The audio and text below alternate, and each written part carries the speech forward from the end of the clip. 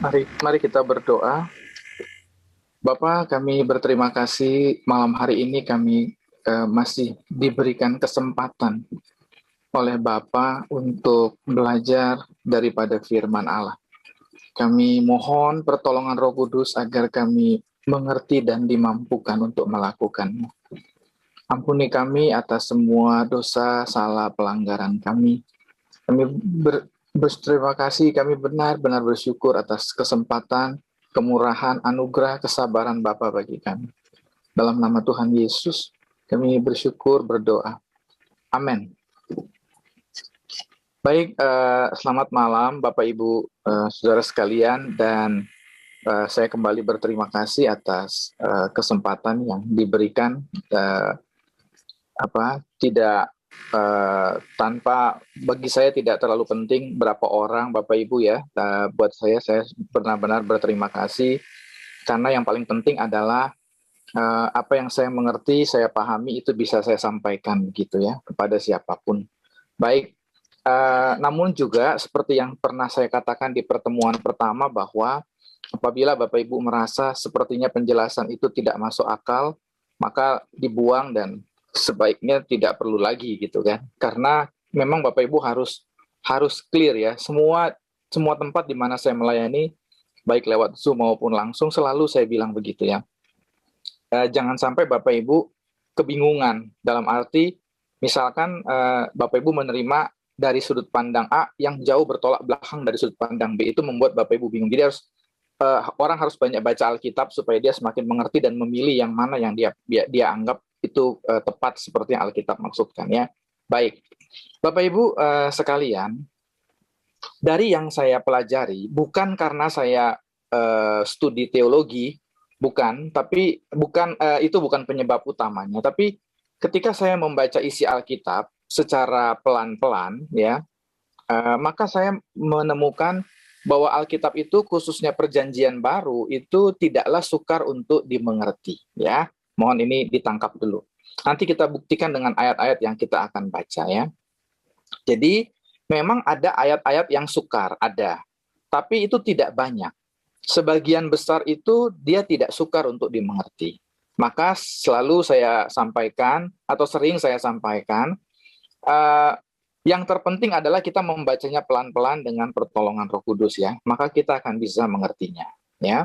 Dan para penerjemah di Lembaga Alkitab Indonesia, beberapa di antaranya saya kenal, memang berusaha sungguh-sungguh untuk membuat supaya terjemahan itu bisa dibaca dengan mudah, itu kira-kira ya. Nah, jadi yang paling penting kita dipimpin Roh Kudus, lalu kita membaca pelan-pelan, maka kita bisa mengerti. Bapak Ibu tidak boleh bergantung kepada siapapun. Harus betul-betul belajar, benar-benar juga ambil waktu untuk belajar sendiri firman Allah ya. Baik, hari ini kita akan belajar dari Injil Yohanes.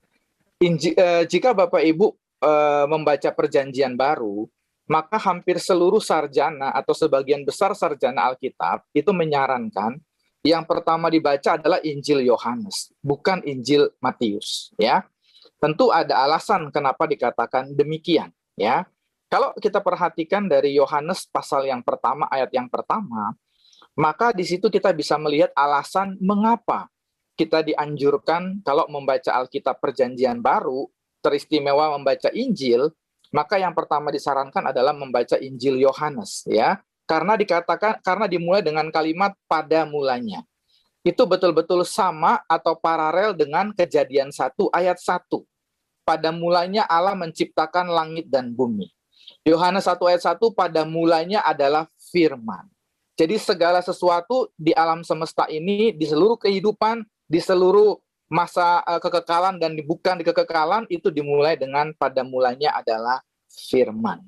Firman itu bersama-sama dengan Allah, dan kemudian dikatakan firman itu menjadi manusia, dan seterusnya, dan seterusnya. Maka kalau kita baca Yohanes 1 ayat 1, kita mesti mengerti. Bacalah pelan-pelan. Oh, berarti mulanya semua ya, dari yang tidak ada ini menjadi ada, dimulai dengan firman Allah. Lalu firman itu menjadi manusia, kata Alkitab gitu ya. Dalam bahasa Yunani memang digunakan kata sarx, artinya daging. Artinya tadinya firman tidak punya daging, kemudian menjadi punya tubuh atau punya daging. Kira-kira gitu maknanya ya. Baik.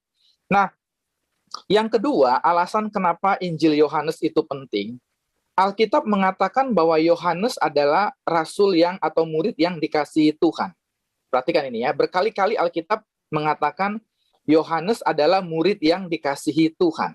Itu ada dalam Yohanes pasalnya yang ke-13, Yohanes 21 dan lain sebagainya. Itu banyak. Yohanes 13, Yohanes 21, nanti Bapak Ibu cari di Alkitab. Nah, memang tidak terlalu jelas atau tidak jelas, tidak diberikan alasan detail mengapa Yohanes disebut murid yang dikasihi. Padahal Tuhan punya murid 12. Tentu Tuhan Yesus mengasihi semua muridnya, pasti. Itu yakin gitu ya, karena orang jahat pun dikasihinya, apalagi muridnya. Tapi tentang Yohanes ditulis bahwa dia adalah murid yang dikasihi. Pasti ada yang spesial. Mengapa dikalimatkan seperti itu, begitu ya? Seolah-olah Tuhan punya anak emas. Seolah-olah, saya katakan. Tentu saya tidak bermaksud bilang itu. Tapi kesan yang ditangkap tidak bisa tidak jadi seperti itu. Misalkan kita punya anak 10, lalu kita bilang, ini anak ini yang saya sayang. Kita tidak bilang bahwa yang lain kita nggak sayang, tapi kita punya alasan khusus. Kenapa ada anak yang kita bilang begitu? Mungkin dia paling pintar, paling cantik, gitu ya, paling berprestasi. Biasanya itu nggak bakal dibilang kepada anak yang bandel, tukang pukul orang, maling. Kita biasanya nggak mungkin bilang, ini anak yang paling saya sayang. Kayaknya nggak begitu, gitu ya. Kayaknya kita nggak begitu. Kalau ada yang begitu, ya puji Tuhan juga ya. Tapi biasanya itu diberikan kepada yang berprestasi, paling cantik, paling baik, paling segala macam. Biasanya begitu, paling rajin ya. Ada lelucon, mudah-mudahan ini nggak benar, bahwa kalau orang punya anak 3, kalau yang paling pintar sama dia disuruh misalnya sekolah teknik. Kalau yang paling cantik mungkin disuruh jadi foto model. Nah, kalau yang paling bodoh katanya disuruh sekolah Alkitab. Mudah-mudahan itu nggak benar ya. Mudah-mudahan itu tidak benar ya. Mudah-mudahan ya. Saya nggak tahu itu benar atau tidak ya. Sebab mama saya cuma punya anak 2, laki-laki cuma saya. Saya dulu sekolahnya bukan Alkitab, lalu juga ngambil lagi lanjut Alkitab sampai selesai. Strata 3 itu bukan karena hal itu ya. Oke, baik. Nah, di dalam Yohanes 1 ayat kita akan mulai baca. Ini saya dapat info kita 2 hari. Mudah-mudahan kita selesai. Tapi Bapak Ibu yang terpenting, kalaupun tidak bisa tuntas semua, Bapak Ibu baca Alkitab ya. Harus baca Alkitab, nanti bisa mengerti. Yohanes pasal yang ketiga, itu ayat yang sangat populer, khususnya ketika Natalan. Walaupun saya juga kembali tidak terlalu mengerti kenapa nunggu Natal bahwa ayat ini baru sering dibaca gitu ya. Yohanes pasalnya yang ketiga, ini bukan khotbah atau bukan pelajaran hari ini, tapi berkaitan dengan ini. Harus saya mulai dari sini. Tadi saya pikir dari mana saya mulai. Baik, Yohanes pasalnya yang ketiga, ayat yang pertama, mulai ayat pertama, kita tahu bahwa itu adalah pembicaraan Yesus dengan Nikodemus. Dia seorang Farisi, pemimpin agama, kata Alkitab itu ya. Farisi adalah sekte, bukan sekte ya, mungkin kayak keras banget.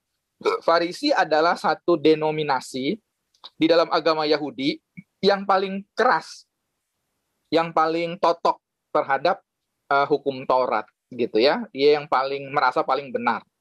Nah, dikatakan ia datang pada waktu malam kepada Yesus dan berkata, perhatikan ya Bapak Ibu baca Alkitab, ya, dengar saya boleh, sambil baca boleh, tapi konsen sama saya, jangan sambil ngapa-ngapain yang lain ya. Saya betul-betul minta perhatiannya. Sama seperti saya mengambil waktu untuk Bapak Ibu ya.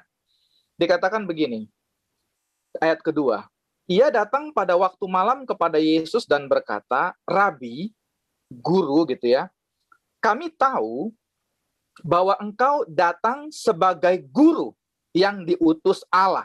Jadi pemahamannya Nikodemus, pemahamannya orang Farisi, Yesus itu adalah guru yang diutus Allah.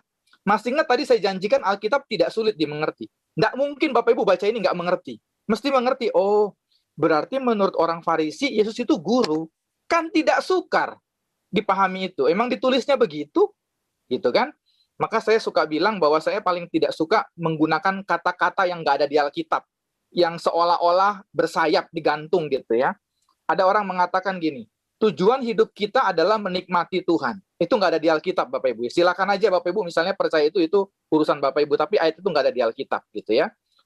Sebab Tuhan bukan kue, bukan bakpao yang saudara mau nikmati, kira-kira gitu ya. Sebab tapi ada orang bilangnya begitu ya. Tujuan kita hidup adalah menikmati Tuhan. Nah, itu saya nggak tahu ditemukan di mana, itu urusan yang ngomong. Yang jelas saya nggak ngomong begitu. Baik, saya ngomong yang dikatakan Alkitab aja. Betul-betul kata yang ada di Alkitab. Dibilang begini, kami tahu bahwa engkau datang sebagai guru yang diutus Allah. Oke, lalu dia sambung lagi, sebab alasannya tidak ada seorang pun yang dapat mengadakan tanda-tanda yang engkau adakan kalau Allah tidak menyertai. Jadi, setidaknya orang Farisi sudah mengakui bahwa Yesus itu diutus Allah. Mereka ngakui itu. Memang mereka tidak mengakui Yesus Tuhan, tapi mereka mengakui Yesus diutus Allah. Itu diakui. Kan gampang, ya kan? Tidak perlu saya jelaskan juga udah mengerti kita, memang begitu tulisannya, ya. Lalu Yesus bilang begini, aku berkata kepadamu, sesungguhnya jika seseorang tidak dilahirkan kembali, ia tidak dapat melihat kerajaan Allah. Tolong perhatikan saya, antara ayat 2 dengan ayat 3 itu tidak nyambung sama sekali. Tidak ada hubungannya sama sekali. Misalkan saya bilang kepada Bapak Ibu di sini, Bapak Ibu, Tuhan Yesus baik ya. Lalu Bapak Ibu bilang, Pak Yohanes mejanya warna merah ya. Itu nggak ada hubungannya sama sekali. Orang Farisi ini bilang, guru itu hebat loh. Pasti ini diutus Allah. Yesus bilang, kalau kamu nggak dilahirkan kembali, kamu dilempar ke neraka. Kan nggak ada urusannya. Kenapa jawabannya begitu? Sama kayak apa? Jaka sembung bawa golok, nggak nyambung loh, gitu ya. Jadi entah kenapa Yesus ngomongnya dibilang apa, topiknya lain, Yesus ngomongnya lain. Tapi tentu saja Yesus mengubah topik karena topik ini penting bagi Yesus. Bahwa orang Farisi ini ngakuin dia dari Allah atau enggak, itu urusan lain, gitu kira-kira maksudnya. You ngomong apa terserah lu, kata Yesus. Yang penting lu harus tahu dari saya, kalau kamu tidak dilahirkan kembali, kamu dilempar ke neraka, kira-kira gitu. Kamu tidak akan masuk dalam kerajaan surga. Atau kerajaan Allah, sorry. Kamu tidak akan melihat. Kamu tidak dapat melihat. Jadi jangankan masuk, melihat aja enggak ke dalam kerajaan Allah. Kata Nikodemus kepadanya, bagaimanakah mungkin seseorang dilahirkan kalau ia sudah tua? Dapatkah ia masuk kembali ke dalam rahim ibunya dan dilahirkan lagi? Sebenarnya kasihan mamanya kan, dia udah tua masuk lagi, mamanya udah lebih tua lagi kan begitu. Kalau dipaksakan masuk lagi ke rahim mamanya kan. Jawab Yesus, aku berkata kepadamu, diulang lagi sama Tuhan. Sesungguhnya jika seseorang tidak dilahirkan dari air dan roh, ia tidak dapat masuk ke dalam kerajaan Allah. Apa yang dilahirkan dari daging adalah daging. Dan apa yang dilahirkan dari roh adalah roh. Jadi sampai sini saya simpulkan sedikit.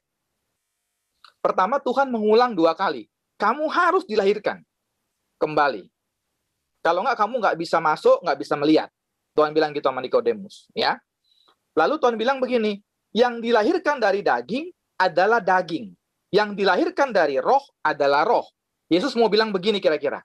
Nikodemus, walaupun mama kau melahirkan kau 100 kali, Nikodemus, nggak ada gunanya.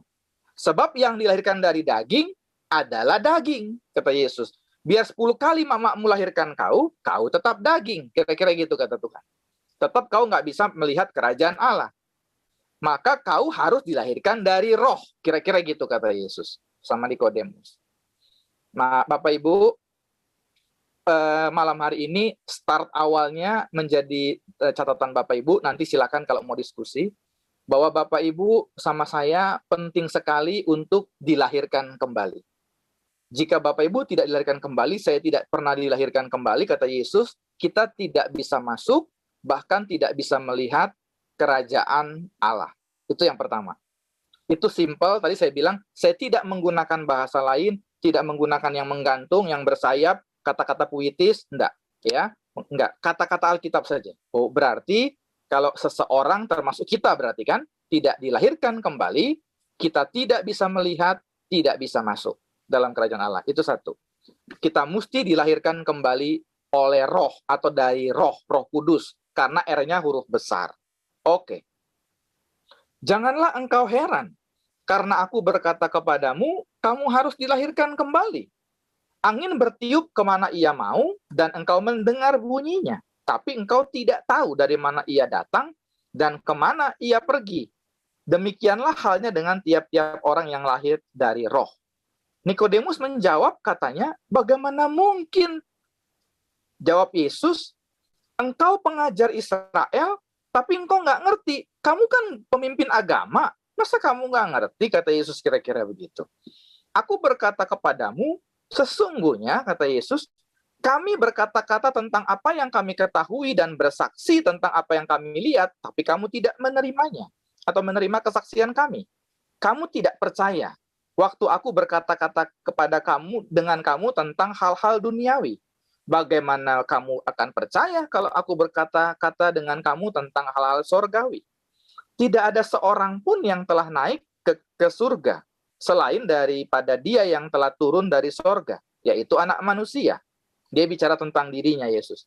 Dan sama seperti Musa meninggikan ular di padang gurun, demikian juga anak manusia harus ditinggikan, supaya setiap orang yang percaya kepadanya beroleh hidup yang kekal.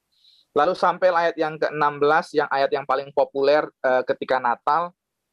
Karena begitu besar kasih Allah akan dunia ini, sehingga ia telah mengaruniakan anaknya yang tunggal, supaya setiap orang yang percaya kepadanya tidak binasa, melainkan beroleh hidup yang kekal. Tadi saya sengaja mengatakan, saya tidak mengerti kenapa Yohanes 3:16 sering atau hanya atau paling banyak disampaikan ketika Natal. Karena dianggap, karena begitu besar kasih Allah diberikan anaknya itu lewat peristiwa Natal atau Yesus lahir. Tentu benar. Tapi ingat, yang membuat kita beroleh pengampunan tidak binasa, itu bukan hanya karena Yesus datang, tapi karena Yesus juga mati di kayu salib. Kan begitu, dikatakan menebus dosa kita. Kalau dia cuma datang ke dunia jalan-jalan, ya main game, maka kamu tetap mati dilempar ke neraka. Saya tetap dilempar ke neraka. Sebab tidak ada yang menebus dosa kita. Cukup jelas sampai di sini. Clear saya kan? Tidak saya tambah-tambahkan apa yang di Alkitab bilang. Jadi sebetulnya Yohanes 3:16 bukan hanya cocok untuk Natal, tapi dalam semua keadaan. Karena Yesus datang satu paket. Dia lahir dan mati. Dan bangkit. Kalau dia tidak lahir, tidak mati, tidak bangkit, kata Alkitab, tidak ada gunanya buat kita. Gitu. Jadi kita mesti ngerti paketnya harus clear. Ya Bapak Ibu ya, gitu. Oke, saya lanjut lagi. Nah, ternyata ayat 16 tadi mengatakan bahwa karena Allah mengasihi kita, Bapa di surga mengasihi kita, diberinya anak yang tunggal, dikaruniakan. Jadi kata karunia atau kasih karunia sudah muncul di sini. Karena saking baiknya Bapa, maka diberikannya anaknya. Supaya kita yang berdosa tidak harus binasa, tapi bisa beroleh hidup kekal. Asal kita percaya, kata Alkitab begitu. Dari sinilah muncul persoalan kedua. Apa itu percaya? Mari kita mulai belajar untuk hari ini, Yohanes 1 ayat 11 dan 12. Kenapa saya pinjam Yohanes 3? Karena ada kaitannya. Maka Bapak Ibu mesti perhatikan baik-baik. Supaya Bapak Ibu betul-betul clear. Maka tadi saya bilang, nanti kalau nggak setuju itu urusan Bapak Ibu, tapi harus jelas dulu maksud saya. Supaya nggak salah paham. Ya, baik. Yohanes 1 ayat 11 dan 12 bilang begini. Ia, maksudnya Yesus, datang kepada milik kepunyaannya, yaitu maksudnya bangsa Israel, tetapi orang-orang kepunyaannya itu tidak menerimanya. Kita tahu bahwa bangsa Israel menolak Yesus, sebagian besar menolak dia. Tentu ada yang tidak menolak, diantaranya murid-muridnya, karena muridnya semuanya adalah orang Israel juga, kan begitu. Ia datang kepada milik kepunyaannya, maksudnya kepada bangsa Yahudi, tapi secara umum, bangsa Yahudi, orang kepunyaannya itu tidak menerimanya, bahkan menyalibkan dia, atau minta dia disalibkan begitu. Tetapi ayat 12 yang akan kita diskusi hari ini, tetapi semua orang yang menerimanya, diberinya kuasa supaya menjadi anak-anak Allah, yaitu mereka yang percaya dalam namanya.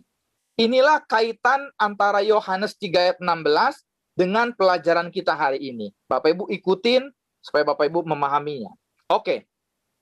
Tetapi semua orang yang menerimanya diberinya kuasa. Diberinya Yesus kuasa supaya bisa jadi anak Allah. yaitu mereka yang percaya dalam namanya. Jadi kalau saya gabungkan dua ayat ini, perhatikan saya baik-baik, saya gabungkan Yohanes 3 ayat 16 dengan Yohanes 1 ayat 12, kira-kira maknanya begini. Karena begitu besar kasih Allah akan dunia ini, diberinya anaknya yang tunggal. Supaya setiap orang yang percaya tidak binasa, tapi beroleh hidup yang kekal. Bagaimana caranya untuk seseorang bisa sungguh-sungguh percaya kepada Tuhan? Seseorang bisa sungguh-sungguh percaya kepada Tuhan dibuktikan dengan dia menerima Yesus. Kalau Bapak Ibu disebut percaya kepada Yesus, menurut Yohanes 1 ayat 12, dibuktikan dengan cara menerima dia. Karena dibilang begini, karena setiap orang yang menerimanya, diberinya kuasa supaya bisa jadi anak Allah, yaitu mereka yang percaya. Rupanya, percaya itu identik atau sama atau dibuktikan dengan menerima. Begitu maksud saya. Di sini kita mulai mempelajari agak detail, ya Bapak Ibu ya, karena permintaan panitia, ya kan, kira-kira gitu kan. Bapak Ibu mintanya 2 hari detail, ini saya penuhi permintaan panitia, gitu ya, kira-kira sama kalau orang konser, minta 10 lagu, dikasih 10 lagu atau 11, ya, itu permintaan panitia. Oke. Apa yang dimaksud sekarang dengan menerima Kristus? Ini merupakan sesuatu yang sangat penting. Sebab Alkitab bilang, tanpa menerima Kristus, kamu tidak bisa dapat kuasa. Hanya orang-orang yang menerima Kristuslah yang diberikan kuasa menjadi anak Allah. Supaya tidak binasa, kira-kira begitu maknanya. Maka seseorang, satu-satunya cara supaya Bapak Ibu sama saya tidak binasa, harus jadi anak Allah. Begitu kira-kira maknanya. Saya ulang. Supaya kita tidak binasa, Allah telah memberikan anaknya yang tunggal. Oke, Allah sudah berikan. Kita harus percaya. Efek seseorang percaya kepada Allah, dia diberikan kuasa supaya bisa jadi anak Allah. Begitu urutannya. Memang nanti Bapak Ibu kita belajar terus agak panjang, mudah-mudahan Bapak Ibu benar-benar full nangkap gitu ya. Saya nggak tahu, kayak berusaha dengan segala cara yang saya bisa. Sekarang pertanyaannya, apa yang disebut dengan menerima Kristus? Kita masih ingat, biasanya kalau kita pertama kali percaya kepada Kristus, ya perhatikan saya, Bapak Ibu pasti sepakat bahwa percaya itu sama dengan menerima. Ketika Bapak Ibu semua di ruangan ini ada 15 orang, 16 termasuk saya, atau 16 partisipan di sini. Ketika Bapak Ibu pertama kali dulu mengaku percaya kepada Tuhan, biasanya kita bilang begini, aku percaya kepada Tuhan Yesus, jadilah Tuhan dan Juru Selamatku. Aku menerima Engkau Tuhan sebagai Tuhan dan Juru Selamatku. Hampir semua mirip. Entah kenapa formulanya begitu. Semuanya mirip. Ya, begitu. Lalu kita bilang, masuklah dalam hatiku. Biasanya dilanjutkan begitu ya. Jadilah Tuhan dan Juru Selamatku. Ampunilah dosa-dosaku. Itu hampir semua begitu. Kira-kira itu biasanya seringnya dalam KKR ya, walaupun nggak semua, tapi kebanyakan dalam ibadah-ibadah KKR ditantang, maju ke depan. Ada juga sih yang sendiri ya, tanpa harus di KKR, tapi banyaknya di KKR ya. Lalu biasanya ditumpangi tangan, ya kan? Ada yang kemudian sampai gelepar-gelepar, ada yang sampai muntah-muntah, teriak-teriak. Mungkin ada di antara Bapak Ibu, tapi nggak usah angkat tangan ya kalau ada yang begitu ya. Simpan aja dalam hati masing-masing. Ada yang sampai nangis-nangis, gelepar-gelepar. Ada yang sampai teriak-teriak, kerasukan, segala macam. Ada yang sampai muntah-muntah. Karena saya dulu juga beberapa kali mengadakan KKR, saya juga dulu gembala sidang. Walaupun saya mungkin ada cerita tahun 2016 saya berhenti dari gembala karena merasa diri saya masih rusak. Biasanya setelah KKR, mungkin 6 bulan, setahun, ada KKR lagi. Ya kan? Pendeta lain datang, atau pendeta yang sama gitu ya. Tanya lagi, siapa yang hari ini mau dipulihkan atau mau menerima Kristus? Itu ada orang yang sama lagi maju tuh. Karena setelah setahun dia ngaku terima Yesus, dia tahu hidupnya rusak, busuk, jahat. Masih tetap bohong, tetap maling, mamaknya dibohongin gitu kan. Utang nggak bayar, fitnah orang, nipu, maling gitu kan. Suka nonton film porno, dia masih tetap keulang. Jadi ketika ditantang maju ke depan, dia maju lagi. Nanti ada muntah-muntah, ikut muntah-muntah lagi deh. Perhatikan peristiwa ini sering banget berulang begini. Malah kalau yang perempuan, kadang-kadang ada yang lupa pakai celana, maksudnya pakai rok, kan sebagian pakai rok, bukan pakai celana panjang ya. Padahal kalau KKR sudah sering dibilang pakai celana panjang. So nanti kalau pas teriak-teriak jatuh, jangan sampai terlihat gitu kan, jadi nggak sopan atau nggak baik. Sampai panitia harus tutup pakai kain, biasanya begitu. Tutupin pakai kain, ya kan? Biasanya begitu. Supaya karena ada yang sampai teriak-teriak, ada yang kayak orang gila. Teriak-teriak gitu ya. Tapi sampai dia mati, ternyata dia tidak pernah menerima Kristus. Hanya memang dia mengaku menerima Kristus. Kan gitu ya. Karena berulang-berulang. Nanti 6 tahun ada lagi KKR, dia lagi merasa berdosa, dia lagi maju ke depan, dia lagi, karena memang hidupnya jahat, misalnya begitu. Atau dia merasa nggak beres-beres hidupnya. Nah, orang seperti ini, perhatikan saya, dia tidak pernah atau belum pernah menerima Kristus. Mesti clear nih. Jadi saya boleh minta tolong, perhatikan saya baik-baik. Kalau boleh jangan ada di antara Bapak Ibu yang mati sebelum betul-betul menerima Kristus ya. Saya minta tolong jangan ada yang mati dulu ya, kalau boleh minta tolong. Nah, penting sekali betul-betul kita pernah menerima Kristus dengan benar. Sebab Alkitab bilang apa tadi? Kalau kamu tidak terima Kristus, kamu tidak diberinya kuasa menjadi anak Allah. Dengan kata lain, kamu tidak bisa beroleh hidup yang kekal. Sebab hidup yang kekal hanya dimiliki anak-anak Allah. Dicatat itu baik-baik. Gak ada bukan anak Allah punya hidup kekal, gak ada. Nanti kita sampai di sana pelajaran. Semua yang beroleh hidup kekal itu berarti anak Allah. Atau sudah jadi anak-anak Allah. Itu dia. Makanya kalau di gereja kan, habis dia mengucapkan menerima Yesus, biasanya dikasih selamat. Kata pendetanya gini, selamat ya, kamu udah jadi anak Allah. Biasanya begitu ya, udah jadi anak-anak Tuhan. Padahal pendetanya bukan anak Tuhan juga, ya kan? Misalnya dia belum bertobat juga kan, cuman bacotnya mulutnya bilang dia anak Allah juga kan, gitu ya. Karena semua pasti bilang dia anak Allah kan di gereja begitu. Kalau juga belum pernah menerima Kristus, bohong masih jalan, misalnya pendetanya ngambil uang jemaat masih jalan, misalnya gitu kan. Foya-foya pakai uang persembahan jemaat masih jalan-jalan, orang gini kan nggak mungkin percaya Yesus. Ini mah calon pasti dilempar ke neraka kalau dia nggak bertobat kan begitu. Nah, jadi, tapi karena pendetanya juga nggak ngerti apa menerima Kristus, dia juga ngajarin yang keliru juga. Akhirnya jemaatnya juga begitu juga. Kan begitu. Oke. Jadi sekarang persoalannya kembali. Apa menerima Kristus? Bagaimana seseorang benar-benar menerima Kristus? Apa yang dilakukan oleh seseorang yang benar-benar menerima Kristus? Ya kan? Baik. Tapi itu persyaratan. Yesus sudah bilang bahwa barang siapa menerimanya, diberinya kuasa. Kalau tidak menerimanya, tidak diberi kuasa. Sesimpel itulah Alkitab. Maka tadi saya katakan tidak ada atau kebanyakan tidak sukar.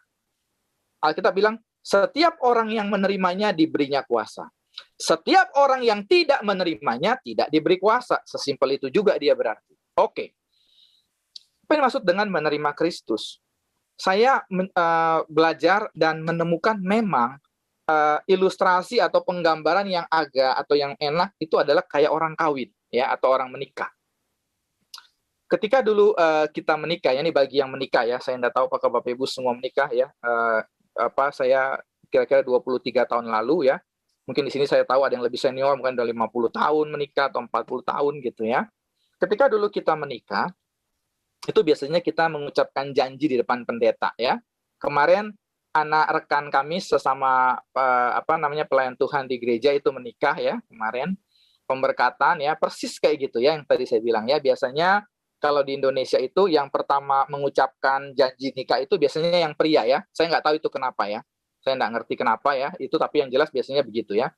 Yang pria dulu kan bilang ya kepada yang wanita ya. Ini misalnya ya di gereja ada pernikahan antara si Abdul dengan Siti ya, misalnya gitu ya. Tapi ini orang Kristen Abdulnya ya. Tentu di antara 2 miliar lebih orang Kristen ada yang namanya Abdul ya, tapi kita nggak usah cari, tapi pasti ada, kita percaya aja. Misalnya ada namanya Abdul, lalu yang perempuan namanya Siti ya. Siti itu ada, saya tahu ya, orang Kristen namanya Siti ya. Sebab kalau orang Arab jadi Kristen kan namanya tetap nama Arab gitu ya, Siti. Dan orang Arab ada yang Kristen kan begitu. Oke, misalnya Pak Pendeta memberkati antara Abdul versus Siti gitu ya. Nah, biasanya si Abdul duluan yang berjanji kan, saya Abdul menerima kamu Siti. Perhatikan kayak ya, menerima. Saya Abdul menerima kamu Siti. Hampir semua janjinya begitu. Sebagai istriku yang sah satu-satunya, enggak mungkin dia bilang nanti akan nambah satu, tapi sekarang dia enggak mungkin bilang gitu. Walaupun sebagian melakukannya, tapi enggak mungkin di janjinya dia ngomong gitu, enggak mungkin, ya kan? Karena pendeta yang punya bini 2-3 juga ada, kan enggak mungkin dia janji begitu kan enggak mungkin ya. Dan kalau kita punya juga nggak usah angkat tangan, itu urusan Bapak Ibu, bukan urusan saya juga, ya, nggak urusan saya sama sekali.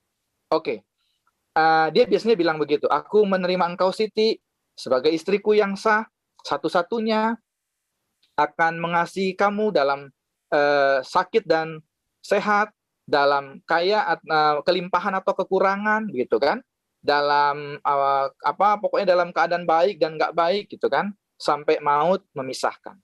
Hampir semua di planet ini kalau janji begitu, khususnya di Indonesia ya, rata-rata begitu, rata-rata begitu kan, isinya begitulah kalimatnya.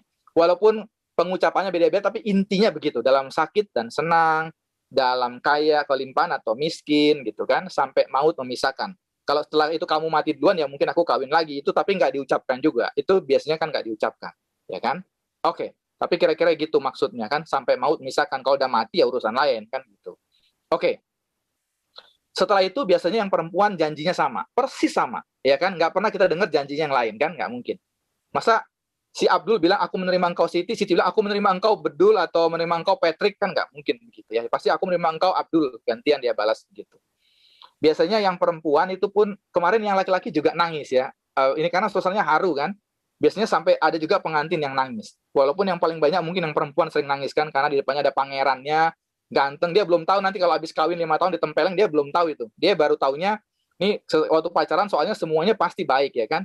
Aduh kamu Siti ya, jangan sampai sakit, kamu minum vitamin ya, masa pandemi jangan keluar. Nanti saya kirimin susu beruang ya. Kemarin orang rebutan di supermarket, saya udah berebutan untuk kamu. Dia bilang gitu ya Mas Siti ya. Biasanya kan begitu ya kan. Saya kemarin dapat Imefectin ya 5 pabrik, nanti saya kirim ke rumah kamu ya, karena katanya itu bagus. Dia pasti gitu ya. Ini waktu masih pacaran pasti begitu ya. Dia tampilkan yang bagus, dia kalau mau kencan sikat gigi, pokoknya semua lah, pakai parfum. Dia belum tahu kalau kawin baunya luar biasa si Abdul, dia belum tahu Siti. Biasanya dia cuma tahu yang bagusnya. Semua di sini yang pacaran dulu begitu, ya kan? Pacar Bapak Ibu semua modelnya pasti sama begitu ya, sama kayak saya juga. Dia tampilin yang paling baiknya dia, yang palsunya dia, yang bohongnya dia, yang busuknya dia, itu yang dia tampilin. Biasanya begitu kan? Yang kelihatannya dia baik. Oke, setelah janji nikah selesai, pertanyaannya apakah si Abdul menerima si Siti? Tidak. Dia hanya berjanji bahwa dia mau menerima si Siti. Betul ya? Hari itu dia berjanji. Sama seperti si Siti juga baru berjanji. Waktu di pemberkatan dia baru berjanji, ya kan? Misalnya dalam perkawinan mereka lewat, biasanya kalau tahun pertama itu kan biasanya disebut bulan madu, betul ya? Masih ya pokoknya masih gitulah, sayang-sayangan. Dua-duanya masih segar, masih muda, masih langsing. Tapi kalau udah 20-30 tahun, ketika pasangannya udah mulai, maaf ya, dari langsing jadi langsung, udah mulai kelihatan buruknya, nah itu lain ceritanya. Itu nanti urusannya ya, dibahas berikutnya. Tapi biasanya tahun pertama begitu, ya kan, masih asik-asik lah ya. Orang bilang bulan madu. Nanti tunggu tahun berikutnya itu bulan-bulanan, biasanya begitu ya. Tapi di sini saya yakin nggak ada, ya. Mudah-mudahan nggak ada. Setidaknya nggak ada yang ngaku lah, ya kan. Oke, itu lewat biasanya udah. Nah, apabila misalnya setelah 5-10 tahun si Abdul mulai tempeleng si Siti, karena dilihat di kantor ada yang lebih cantik dari si Siti, lalu di rumah si Siti udah kelihatan buruk, kelihatan dasternya bau gitu ya, mulai tidak menarik lagi, udah punya anak 3, kemudian udah gembrot misalnya ya, maaf. Lalu di kantornya si Abdul ada ngelihat misalnya Khadijah ya, di kantornya ada Khadijah, Kristen lagi yang lain, itu penampilannya masih muda, belum menikah, langsing. Itu si Abdul berbeda dia. Rumah dia nggak ada alasan, di rumah marah-marah. Itu biasanya begitu. Ya, biasanya marah-marah, cari perkara supaya bisa berantem, bisa putus gitu ya. Nah, itu. Nah, misalnya setelah 5 tahun si Abdul mukul si Siti, selingkuhin si Siti, perhatikan saya baik-baik, sampai mati si Abdul tidak pernah menerima si Siti. Dengan benar tidak pernah. Supaya kita ngerti maksud menerima dulu nih. Ya, Bapak Ibu. Dan saya tidak main-main, walaupun saya menggunakan ilustrasi, maksudnya begitu. Gitu ya. Itu yang disebut dengan menerima. Sama misalnya si Abdul karena pandemi dipecat dari kantor, karena sekarang banyak orang nganggur akibat pandemi ya kan. Lalu si Siti mulai marah-marah, dasar suami blow on, nggak punya kerjaan, bau, segala macam gitu ya. Setelah 5 tahun kawin atau 10 tahun kawin, apalagi misalnya Siti anak orang kaya, Si Abdul anak orang kurang berada, terus nggak bekerja, bapaknya Siti mulai bilang, ngapain kok kawin sama si Abdul dulu? Udah miskin, bau, pemalas, nggak bisa kerja, dipecat gitu ya. Mulai si Siti cari yang lain kan gitu ya. Mulai curhat sama cowok lain, berondong misalnya begitu kan. Dia mulai cerita, mulai dia lirik-lirik. Maka si Siti juga tidak pernah menerima si Abdul. Masih ingat janjinya apa? Dalam susah dan senang. Betul ya? Dalam sakit dan sehat. Betul ya? Jadi berarti mereka tidak pernah menerima satu dengan yang lain. Jadi yang dimaksud menerima yaitu dia. Begitulah dia arti menerima. Jika Bapak Ibu betul-betul menerima Kristus, maka itu ditunjukkan bukan pada saat ngaku di depan pendeta dulu. Nah, begitu maksud saya. Waktu dulu ngaku depan pendeta menerima Kristus, percaya kepada Kristus, itu baru ngakunya. Baru bacot kita yang mengaku. Begitu ya. Tapi belum betul-betul kita menerima dia. Kita baru berjanji menerima, percaya kepada dia. Tapi kita belum benar-benar menerima dia. Karena menerima seperti pernikahan tadi. Dibuktikan bukan waktu janji depan pendetanya. Kalau janji depan pendeta, semua pasti bilang menerima. Karena kalau dia bilang, Siti, apakah engkau menerima? Enggak, pendeta. Enggak jadi kawin kan, dibubarin. Gereja bubar. Enggak jadi. Pasti begitu kan. Makanya biasanya ditanya dulu kan, kamu yang pria mau nggak terima dia? Mau. Pria, kamu mau nggak diterima yang perempuan? Gitu kan. Yang perempuan mau nggak terima yang laki-laki? Iya mau. Malah ditanya lagi ke jemaat kan, jemaat ada yang keberatan nggak? Kalau keberatan dibatalin. Makanya kalau Bapak Ibu mau iseng, keberatannya terus ya, tiap kali ada mau orang kawin, nggak jadi dia kawin itu. Iya kan? Kita bilang keberatan gitu kan. Itu biasanya nggak, pendeta bilang, oh jangan, nggak jadi kawin nih, karena ada yang keberatan ya. Tentu harus ada alasan sebetulnya yang kuat ya. Oke. Jadi menerima Kristus kira-kira begitulah gambarannya. Bukan pada saat kita mengucapkan janjinya dulu, bukan. Itu kita cuma berjanji aja, makanya banyak orang nggak ngerti sebetulnya apa yang maksud menerima. Ya pokoknya karena pendeta bilang mau terima Tuhan, ya saya mau aja, dia pada masuk neraka dia takut kan. Karena biasanya KKR ditakut-takutin kan. Kalau engkau tidak menerima, engkau akan dilempar ke neraka. Dia pikir maju aja dia terima kan. Urusan bener enggaknya urusan lain, dia bilang nanti aja itu urusannya kan gitu. Tapi yang penting dia maju dulu, dia pikir kan, dia agak serem-serem juga, dia diancam-ancam neraka, biasanya kan begitu. Dia pikir dia maju aja. Nah jadi sekali lagi yang disebut dengan menerima, kira-kira gambarannya kayak orang kawin tadi, ya, dibuktikan di sepanjang perjalanan kehidupan. Dengan kata lain, kalau Bapak Ibu menerima Kristus, saya menerima Kristus, maka kita buktikan lewat perjalanan kehidupan kita. Itu kira-kira. Begitulah kira-kira yang disebut dengan menerima Kristus. Saya belum masuk kepada arti katanya, tapi kira-kira pemahaman umum dulu, supaya kita bisa satu bahasa istilah orang gitu ya. Kita bisa ilustrasi ini bisa membantu kita dulu gitu ya, bahwa oh itu dia menerima Kristus gitu ya. Itulah harus kita lakukan untuk kita bisa menjadi anak Allah.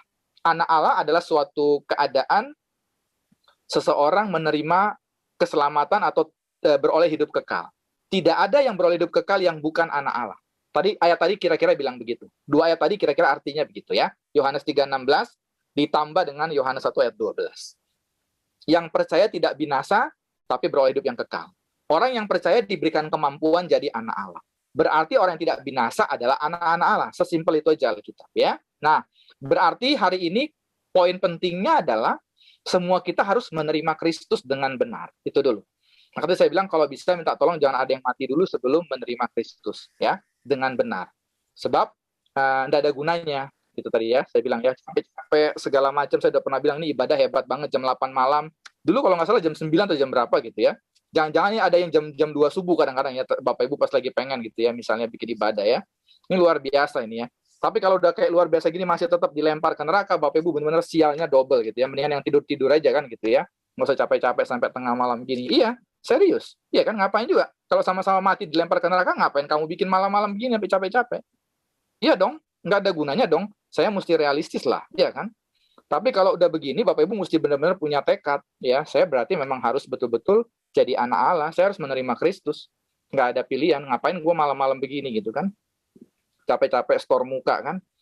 Oke, jadi clear dulu bahwa semua orang harus menerima Kristus. Menerima kira-kira gambarannya seperti itu ya, kayak orang kawin ya. Kalaupun ada di antara Bapak Ibu yang belum menikah atau tidak menikah, tapi pasti pernah ikut lah ya dalam acara pernikahan kan begitu ya. Kalau nggak kita kampungan banget, masa nggak pernah sama sekali lihat pemberkatan ikan, kita kampungan banget berarti kan. Pasti sebenarnya pernah nonton lah kan pemberkatan nikah oleh pendeta. Atau jangan-jangan kita pernah jadi pendetanya kan gitu ya. Oke, sekarang secara teks kita belajar ya, teks bahasa Yunani-nya ya. Ini memang agak, yang tadi saya bilang ya, memang oke ditambah supaya agak lengkap gitu ya. Tapi pengertian tadi sebenarnya juga sudah tidak keliru. Kata kata menerima di dalam Yohanes 1 ayat 12 itu berasal dari kata Yunani lambano. Lambano. Itu kata Yunani yang diartikan menjadi menerima. Begitu ya. Pak Frans, ini saya stopnya nanti di sekitar jam 9 supaya tanya jawab ya habis itu gitu ya. Oke ya. Sekitar 13 menit lagi saya usahakan ya. Baik, nanti kita besok kita coba tuntaskan ya. Oke. Jadi menerima itu berasal dari kata Yunani lambano. Oke. Nah, lambano itu sebelum definisinya dalam bahasa Inggris, bahasa Yunani itu ada yang disebut dengan gramatika. Jadi ada struktur kata kan begitu ya. Jadi selain ada teks, ada konteks. Nanti kita belajar ya. Karena saya juga dosen ya, anggap Bapak Ibu ini kuliah gratis ya, itu lumayan loh Bapak Ibu ya. Ini dua SKS nih kalau kuliah ya. Jadi kata lambano ini bentuknya adalah aoris kalau dalam gramatika. Aoris itu artinya terjadi di masa lampau.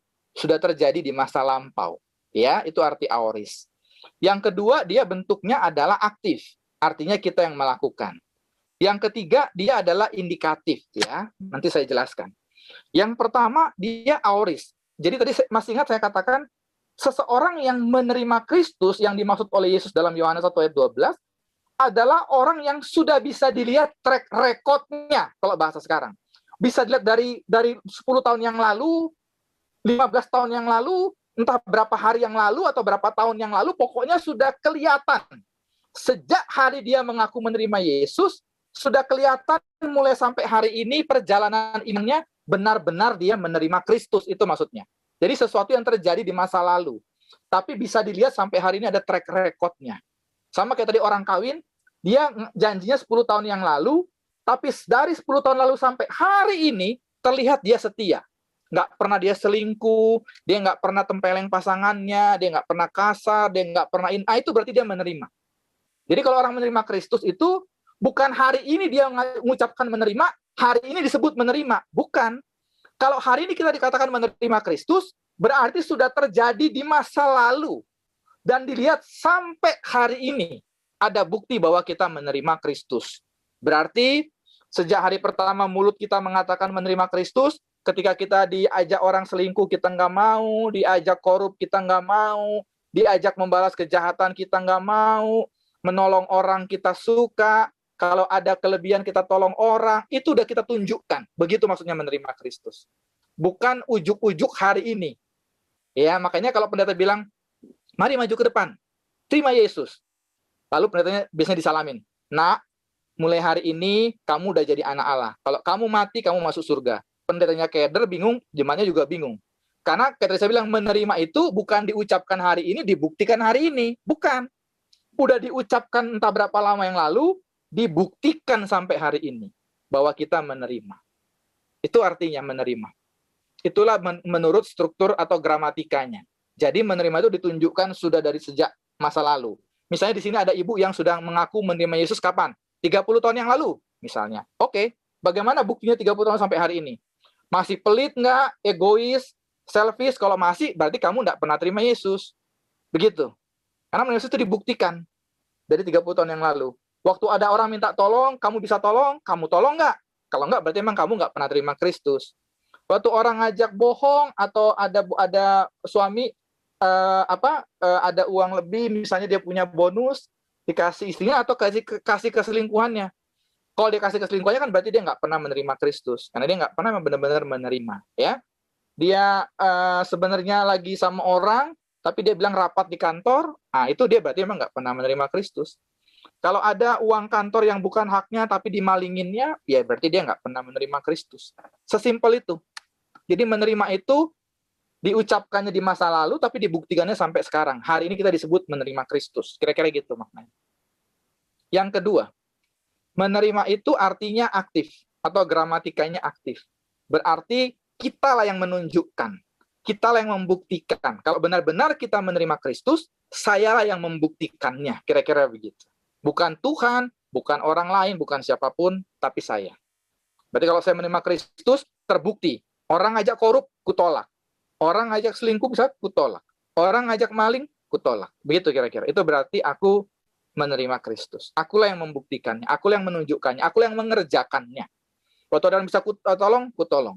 Waktu ada permintaan pelayanan kayak malam-malam gini, aku bisa, kulakukan. Kira-kira begitu. Apa saja yang bisa untuk Kristus, saya lakukan. Kira-kira begitu arti menerima Kristus. Saya lah yang mengerjakannya. Bapak Ibu lah yang mengerjakannya. Kira-kira begitu. Itu arti menerima Kristus. Maka tadi ingat saya bilang, ya saya nggak perlu Bapak Ibu berapa orang, bagi saya ini penting banget. Satu aja di antara Bapak Ibu setuju dengan yang saya bilang, lalu menghidupinya, Bapak Ibu nanti jadi mahkota saya. Kalau saya nanti masuk surga, kalau kayak istilah Paulus, buah pelayanannya itu kan mahkota dia. Kalau yang antara Bapak Ibu yang mendengar ini, satu aja. Oh, kayaknya yang Yohanes bilang masuk akal nih, benar. Akan kulakukan di dalam Tuhan. Itu nanti kebahagiaan saya. Makanya saya mau malam ini. Cuma itu aja. Itu aja alasan saya mau melayani Bapak Ibu ya. Satu aja. Tapi kalau dari semua ini nggak ada juga, waduh berarti memang capek sekali saya. Udah mulut capek begini kan. Segala macam saya ngomongin gitu kan. Ternyata nggak ada juga, itu berarti saya memang, aduh. Orang bilang dagangannya nggak laku gitu kira-kira kan. Jadi kira-kira begitu. Jadi menerima itu ditunjukkan sejak masa lalu dia. Ada track recordnya. Masih ingat ya kalau pejabat mau diangkat, sekarang suka dibilang dilihat dulu track recordnya. Gitu ya. Oh, dulu pernah korup. Oh, jangan diangkat. Biasanya harusnya kan gitu ya. Oh, dia nggak pernah korupsi. Dia aja yang diangkat. Misalnya begitu. Ya. Yang ketiga, yang terakhir, struktur katanya adalah indikatif. Perhatikan saya ya. Jadi tadi aoris di masa lalu udah terjadinya. Aktif berarti kita yang menunjukkan. Yang ketiga dia disebut indikatif. Dari kata indikatif lah muncul kata indikasi. Ya, atau indikasi sama dengan atau padanan atau relevan dengan indikatif. Indikatif itu artinya nyata, terbukti, ada indikasinya. Itu arti indikatif. Maka, masih ingat tadi saya bilang kalau Bapak Ibu benar-benar menerima Kristus, ada kenyataannya, ada faktanya. Ya, misalnya suami istri nih, yang paling gampang biasanya suami istri atau dengan pembantu itu yang paling gampang ya. Itu kalau pembantunya nggak diancam. Misalnya pendetanya wawancara pembantunya. 6, bagaimana nyonyamu? Misalnya Inem ini benar-benar tidak diancam ya. Itu kan Inem berarti bisa menjawab secara jujur kan. Waduh, nyonya saya itu setan takut sama dia. Oh, hebat dong hidupnya dalam Tuhan. Bukan, lebih jahat dari setan. Misalnya begitu kan.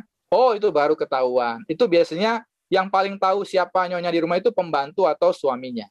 Cuman suaminya kadang-kadang nggak mau berantem, pembantunya takut dipecat. Jadi kayaknya kalau kita mau cari tahu agak susah, ya kan? Mau cari tahu apakah ibu-ibu di sini benar-benar ada buktinya, itu agak susah. Kalaupun saya mau usahakan, pasti susah, ya kan? Karena suaminya kita biasanya malas ribut, pembantu kita biasanya takut. Apalagi masa pandemi dipecat, dia kerja di mana lagi kan begitu ya. Tapi yang pasti kalau orang itu benar-benar menerima Kristus harus ada indikasinya, ada buktinya, ada kenyataannya. Kira-kira begitu. Oh, nyonya saya, semua orang ditolong. Mau Kristen, mau non-Kristen, kalau butuh ditolong dan dia punya dananya atau berkatnya, ditolong. Ah, itu dia. Jadi gampang kok. Nggak bisa kita bilang, saya nggak tahu ya, saya udah terima Yesus nggak ya? Wah, itu kita kasihan banget kita kalau sampai orang kayak begitu. Atau dia mungkin kejedot, hilang ingatan, bisa juga dia lupa-lupa begitu kan, namanya amnesia kan, bisa juga. Tapi kalau orang sehat, biasanya dia tahu kok. Ini semua di antara Bapak Ibu ini, nggak mungkin nggak tahu. Apakah kamu sudah menerima Yesus atau enggak, tapi kamu pasti tahu. Nggak mungkin nggak tahu. Cuman orang munafik, pembohong aja yang bilang dia nggak tahu. Ya, kecuali dia gila ya. Kalau gila ya nggak tahu ya kan, atau dia hilang ingatan. Ada kan orang gitu kan, kejedot, geger terus lupa. Itu sih ya apa boleh buat ya, dia nggak ingat. Tapi kalau orang biasa, dia pasti tahu. Saya tahu kok diri saya. Bapak Ibu juga tahu kok. Iya kan? Apakah sudah menerima atau belum, tahu gitu ya. Track recordnya kan kita yang ingat ya. Aduh, kemarin saya kalau daripada nolong orang, saya masih lebih suka beli sepatu Pak, atau handphone baru, ya kan, atau tas ya. Ya udahlah, kamu memang nggak pernah menerima Kristus kok gitu ya. Jadi nggak usah ngaku-ngaku menerima Kristus, nggak usah juga ya. Nggak ada gunanya juga ya. Dia harus terlihat track record-nya memang. Itu nggak bisa terlihat sekali, hilang. Nggak, terus terlihat. Ada track record-nya, konsisten. Bahwa dia mengasihi sesama, mengasihi Tuhan, menjauhi dosa, dia hidup dalam kebenaran, berusaha sekuat tenaga. Dia bukan berarti nggak pernah buat salah, masih pernah, tapi betul-betul terlihat kesungguhannya untuk mengikut Tuhan. Itu kelihatan, ya. Bukan berarti dia orang sempurna, nggak ada yang sempurna kecuali Yesus. Tapi udah kelihatan beda jauh lah dengan sebelum dia kenal Tuhan, gitu kira-kira. Kelihatan banget, gitu ya. Udah beda banget dia, gitu ya. Suka banget tolong orang, suka banget ibadah, suka banget berbuat yang baik. Paling nggak suka dia buat diajak bohong, gosip, paling nggak mau dia. Diajak bikin yang nggak benar, udah nggak mau dia. Track record-nya kelihatan. Itu arti menerima Kristus, gitu ya. Makanya kalau dikatakan banyak orang takut ketika mau mati, iya, karena dia tahu dia nggak pernah menerima Yesus. Itu jawabannya. Dia tahu, walaupun mulutnya 10 kali bilang, 1000 kali mulutnya ini bilang, aku terima Yesus, tapi dia tahu waktu mau mati, dia nggak pernah. Karena hidupnya dia yang tahu, gitu loh maksud saya. Kan hidup kita yang tahu. Tapi orang yang begitu berani menghadapi kematian seperti Paulus, karena dia tahu dia udah terima Kristus. Seluruh jejak hidupnya udah kelihatan. Gitu. Makanya dia bilang, aku pengen cepat-cepat pulang, kan dia bilang begitu kira-kira. Aku kalau disuruh milih, kata Paulus, aku lebih milih pengen cepat ketemu Tuhan. Gitu. Karena dia tahu track record hidupnya. Kita masing-masing tahu. Makanya tadi saya bilang malam ini jangan mati dulu sebelum kita menerima Yesus dengan benar gitu ya. Minta tolong. Gitu. Karena kita yang tahu hidup kita. Tolong banget ya. Makanya tidak pernah ada kesempatan bagi saya untuk kayak tidak sepenuhnya berusaha sekuat tenaga menyampaikan. Saya sekuat tenaga berusaha supaya Bapak Ibu ngerti. Betul. Itu tekad saya selalu setiap kali menyampaikan. Mau 5, 10, 1000, enggak ada masalah buat saya. Bapak Ibu harus mengerti itu. Ya, itu kenapa saya mau. Itu yang bisa saya sampaikan untuk kali ini. Terima kasih, Tuhan berkati. Saya kembalikan ke Pak Frans ya.